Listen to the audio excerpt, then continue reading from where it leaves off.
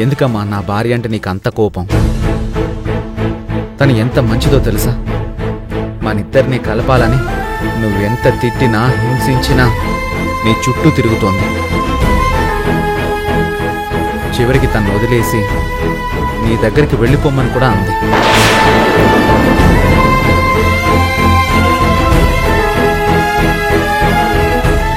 చూడండి, నేను మిమ్మల్ని మీ అమ్మని కలపడానికి ప్రయత్నిస్తుంది. వీళ్ళు నన్ను మా అమ్మని ఎలా కొట్టారో. అమ్మా,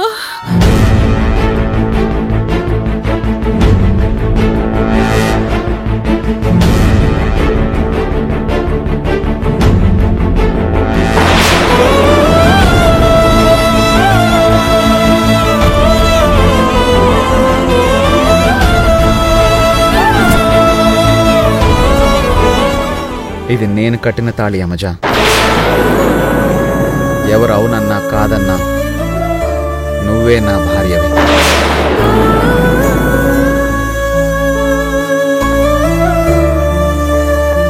అమ్మా, నాకు మీ ఆస్తులు అంతస్తులు అక్కర్లేదు. మమ్మల్ని ఇలా ప్రశాంతంగా బతకనివ్వండి. ఇంకొకసారి నా భార్యని ఇబ్బంది పెడితే నేను నీకు శాశ్వతంగా దూరం అయిపోతాను. అర్జున్, అంత మాట అనుకో. అర్జున్, తను నీ భార్య కాదురా. నా మాట విను, తను నీ భార్య కాదయా. ఏం మాట్లాడుతున్నావు? తను నీ భార్య కాదు, నీ భార్యకు ఉండాల్సిన అర్హతలు తనకు లేవు అని ఎన్నిసార్లు అంటావు? తను నాకు కరెక్టో కాదో చూసుకోవాల్సింది నేను. కన్నీటికి కలువలు పూసేనా,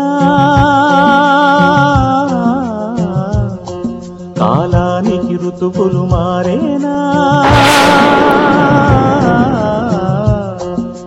మబ్బులెంతగా కురిసినా ఆకాశం తడిసేనా, మాటలతో మరపించినా మనసున వేదన తీరేనా,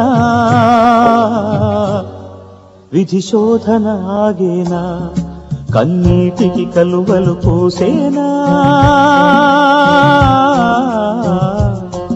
కాలానికి ఋతువులు మారేనా. పదయమజ, పదన్నత్తయ్య గారు.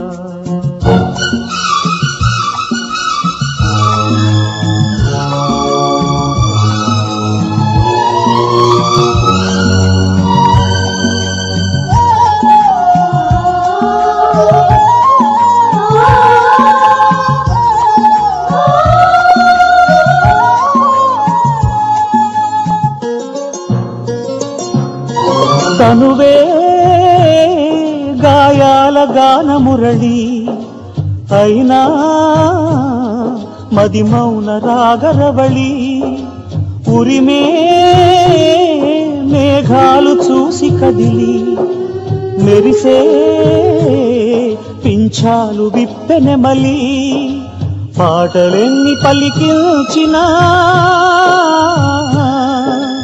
కంటికి జోలగ మారేనా, ఎదగో